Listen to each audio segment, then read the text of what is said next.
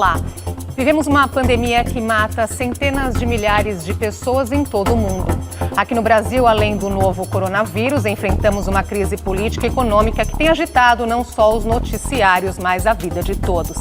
Diante de tudo o que está acontecendo, o que pensa o brasileiro? Como ele está vendo o presente difícil e o futuro cheio de incertezas? Sou a favor. Não sei. Depende. Sou contra. Opinião. A questão do isolamento social é uma coisa que é necessária, né? Teria que ser um pouco mais rígida, na verdade.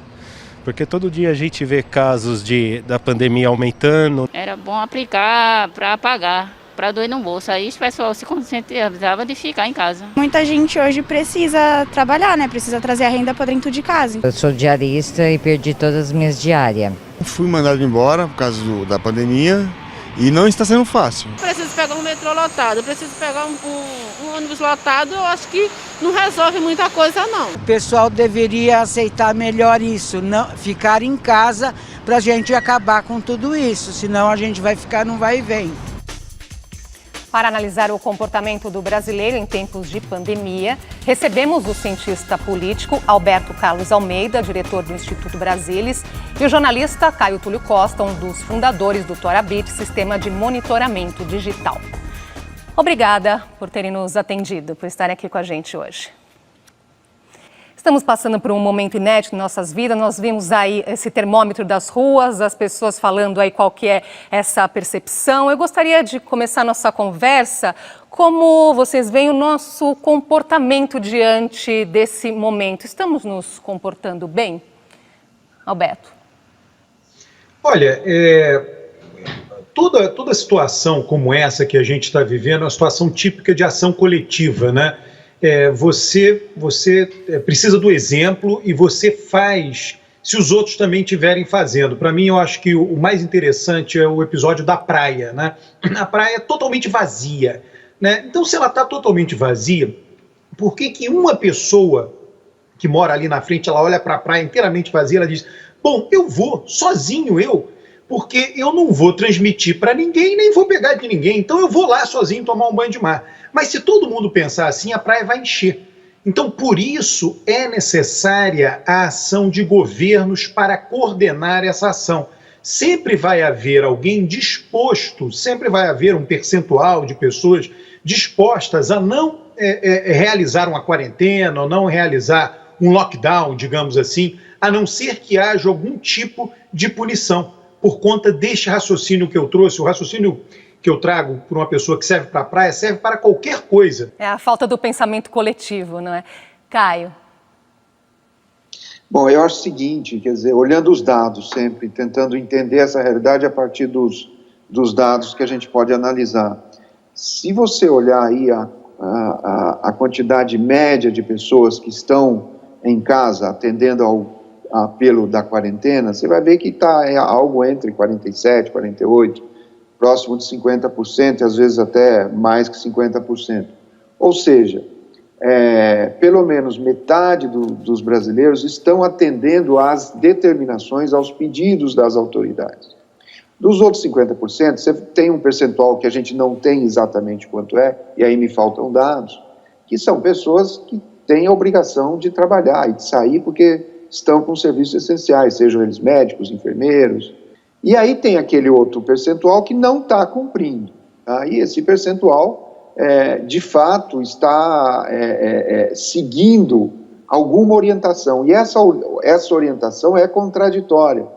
Do governo federal vem uma orientação, um exemplo e uma atitude no sentido de não seguir as determinações da quarentena, né? Dos governos estaduais vem uma determinação de ter a quarentena, mas quando a gente olha os dados, a gente vê que ela foi feita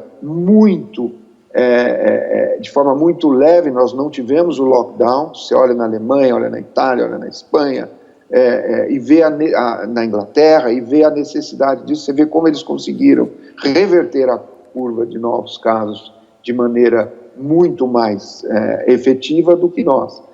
Então, acho que, pensando e olhando bem, você tem orientações contraditórias e o brasileiro ou pelo menos metade dele, dessa população, tentando fazer o que deve ser feito segundo as orientações da OMS, as orientações da medicina, as orientações sanitárias internacionais que são usadas como exemplo.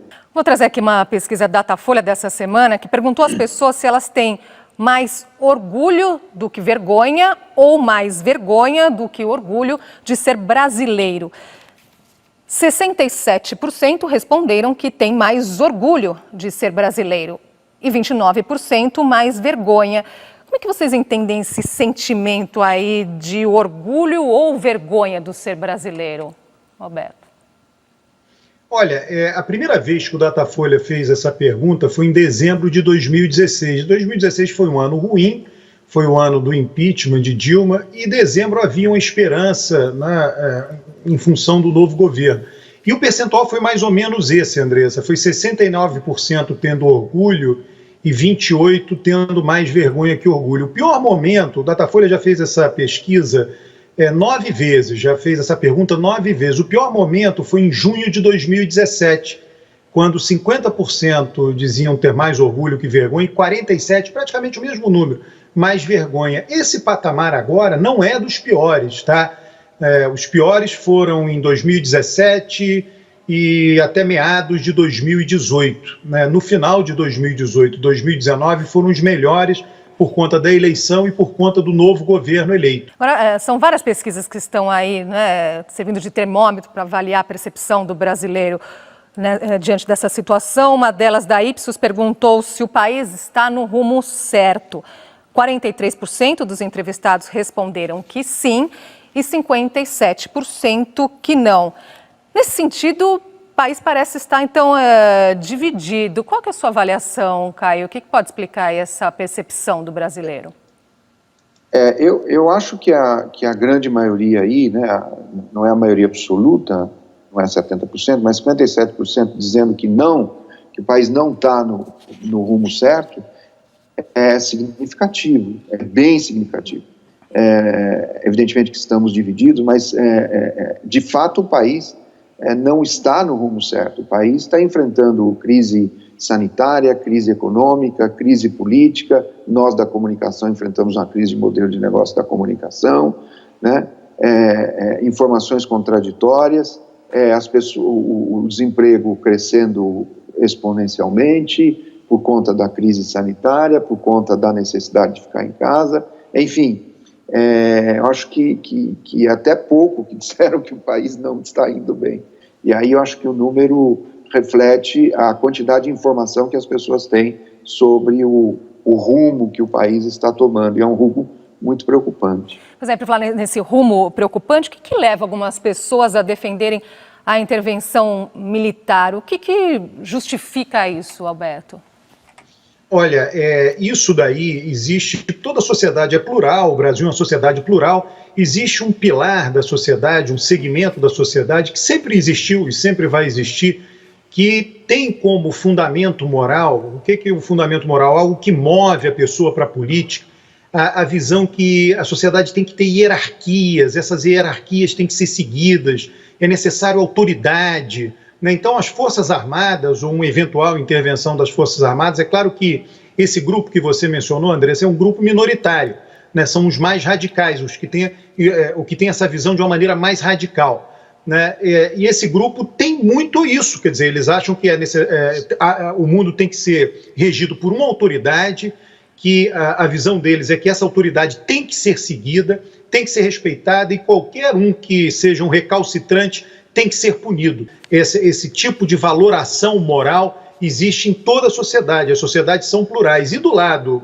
dos candidatos mais à esquerda, a valoração moral é outra. É cuidar dos mais fracos, cuidar dos pobres. Você pode ver que sempre está no discurso de partidos ou de líderes de esquerda. Então, esses dois pilares das sociedades, elas existem nos valores das pessoas. As pesquisas todas atestam isso. E esses dois pilares sempre existiram e sempre vão existir. São muitas coisas aqui que eu ainda quero comentar com vocês. Vou trazer ainda sobre a pesquisa Ipsos, que pergunta de O medo das pessoas, 68% dos entrevistados dizem não se sentir confortáveis em retornar ao trabalho nas próximas semanas e 85% afirmam que não se sentem confortáveis com a volta dos filhos à escola. O CEO da Ipsos Brasil, Marcos Cagliari, comenta essa pesquisa. Nos países que se encontram em estágios mais avançados da pandemia, a sensação de segurança começa a reduzir entre a população, já que já há perspectiva para abertura econômica e para retorno das atividades. No caso do Brasil, isso ainda não acontece, muito pelo contrário. A sensação de insegurança, seja pela crise econômica, seja pelo medo sanitário, pela crise de saúde, ela continua crescendo. É evidente que isso é um sintoma também do contínuo aumento de casos e a curva que ainda não ainda não chegou ao seu pico. Com isso, não é surpresa que as famílias se sentem muito preocupadas e com muitas incertezas quanto ao futuro retorno com atividades que antes pareciam normais. Como, por exemplo, eles veem com muita desconfiança o retorno ao ambiente de trabalho, aos escritórios, por exemplo. E mais ainda, há uma preocupação particularmente alta entre os brasileiros com o retorno à escola de suas crianças. O país que mais apresenta essa preocupação é o Brasil, entre todos os que a gente pesquisa. Mas é o medo aí que parece que ainda vai nos acompanhar, essa cautela, por algum tempo. Agora, a Torabit, Caio, ela estuda o comportamento do brasileiro na internet. O último levantamento mostra que os usuários mostram um bom nível de informação sobre o coronavírus. Mais de 55% das abordagens sobre o assunto foram neutras e indicam o compartilhamento de notícias acerca do coronavírus sem juízo de valor. O que é bom, não é? É bom, quer dizer, quando você vai olhando assim mais atentamente os dados, você vê que você tem um percentual de menções negativas, que fica ali em torno de 30%, etc., um percentual de menções positivas, né, e um percentual neutro. O que é isso? As negativas em torno da questão do coronavírus são 18,2% e 55% neutro. Essa neutra, são compartilhamento de informações, compartilhamento de notícias. A grande maioria dessas notícias vem da mídia tradicional, né, jornais, revistas, blogs estacionados em portais importantes, etc. Então, são notícias factuais sobre o que está acontecendo, né? E quando você vai nas negativas, o que o Torabit fez? O que é o negativo para ele? O negativo para ele é você ir contra as determinações das autoridades sanitárias, é ir contra as determinações da OMS, é ir contra as determinações dos governos, prefeituras e governos estaduais. E menções positivas é exatamente o contrário disso. Sim, agora ainda nunca tivemos tanto acesso aí à informação, mas ao mesmo tempo parece que essa informação nem sempre faz as pessoas mudarem de comportamento. Vou trazer aqui um exemplo, por exemplo, você entra lá na padaria que está praticamente vazia e o atendente diz para você, estamos atendendo normal, viu? Quer um cafezinho aí? Estamos atendendo normal. Até baixa o tom, não é, para dizer isso? Baixa o tom por quê, Alberto?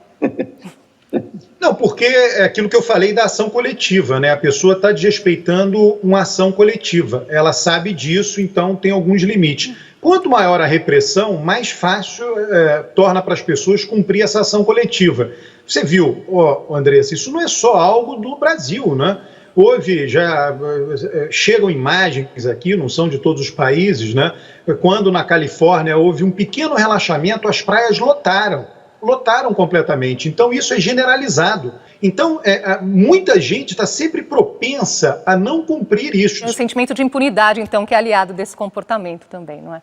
Não tem jeito. A ação coletiva é uma coisa difícil, tá? É uma coisa difícil não só no Brasil, em qualquer lugar do mundo. Então, por isso que os outros países foram muito duros na repressão. E o Brasil tem muita dificuldade de fazer isso. Agradeço muito a sua participação aqui hoje com a gente, Alberto.